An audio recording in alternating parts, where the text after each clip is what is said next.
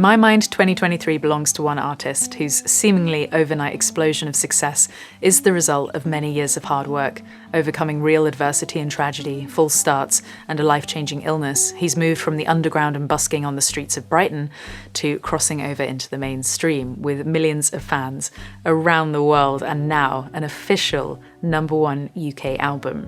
He's shown that you don't need the might of a record label behind you to find success. You don't need to pander to radio stations or change who you are for gatekeepers.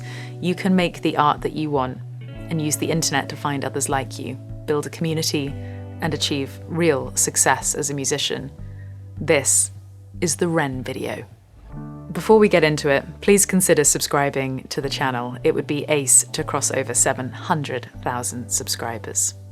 Ren is a Welsh singer-songwriter, rapper, producer and musician born in Bangor and raised in Anglesey, an island off the northwest coast of Wales. Ren grew up in a musical family, knowing he wanted to be a musician from a young age, and highly influenced by drum and bass and jungle, he began making music on a PC using Reason, selling CDs of beats he'd made to people at festivals his parents took him to.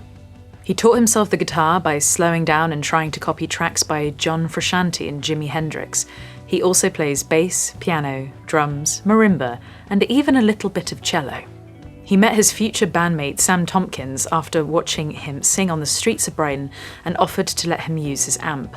They formed an indie hip-hop band, Trick the Fox, while Ren was studying music performance at Bath Spa, marking a move from producing to performing. He was discovered by Eric Apapule while out busking. Eric's a multi-instrumentalist and producer who's played with Yusuf Islam and Nene Cherry, and also produced Plan B's hit album, The Defamation of Strickland Banks. A year later, Ren signed a contract with Sony. It seemed like he was well on his way to success. But two tragic events would set him and his music on a different path.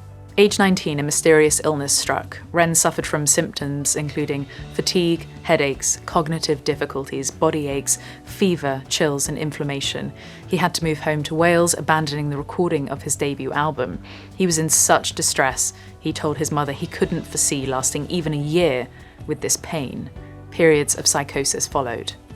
Around the same time came the tragic death of childhood friend Joe Hughes, who took his own life in 2010. Track 8 on Sick Boy knocked me sideways, and is a difficult ode to listen to, but so incredibly powerful, and Ren's lyrics in general are just world class.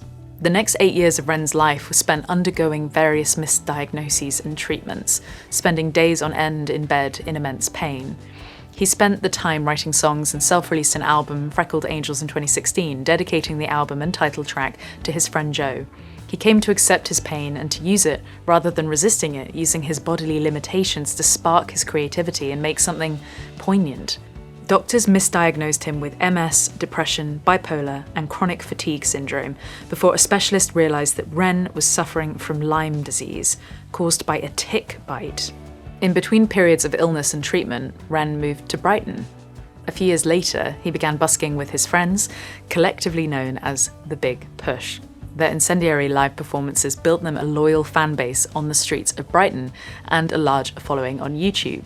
And they began releasing their own original music too, playing sold-out shows across the UK before disbanding in 2022. Busking taught Ren there's no limits to an audience. There could be 9 or 90, but if you give it your all, you don't have to be defined to one type of audience. They also taught him the power of word of mouth. Ren continued to work on solo material, and in December 2022 he released the music video for his masterpiece Hi Ren, which at the time of publishing this video has had over 20 million views in just 10 months. The song is a complex back and forth with his own darkness, detailing his illness, depression, and psychosis. It's a piece of art that's visually and audibly astonishing. It quite rightly caught the attention of the internet, prompting many reaction videos from the likes of Justin Hawkins, but really Ren had such a buzz that my DMs were filled with recommendations from all of you. So thank you for introducing me.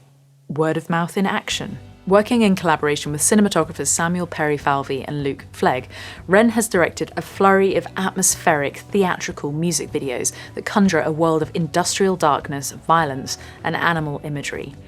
Just how many incredible shots can you get in one video? Because his music videos are events in themselves.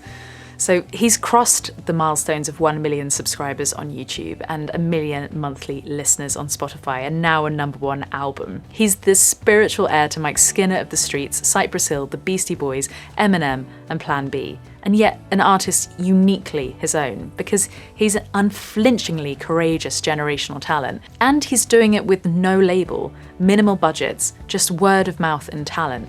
Doing this is not easy. Writing and recording are challenges at the best of times, let alone while receiving medical treatment for a pain-afflicted body.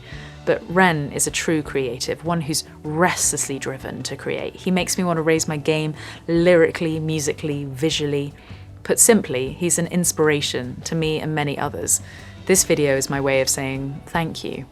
Ren, congratulations on everything you've achieved. We are so lucky to have you. And if you've not heard of him, what are you waiting for? Thank you for watching. Do comment below with what you think, your favourite track off his album, Sick Boy. And as always, I'll be seeing you here again very soon.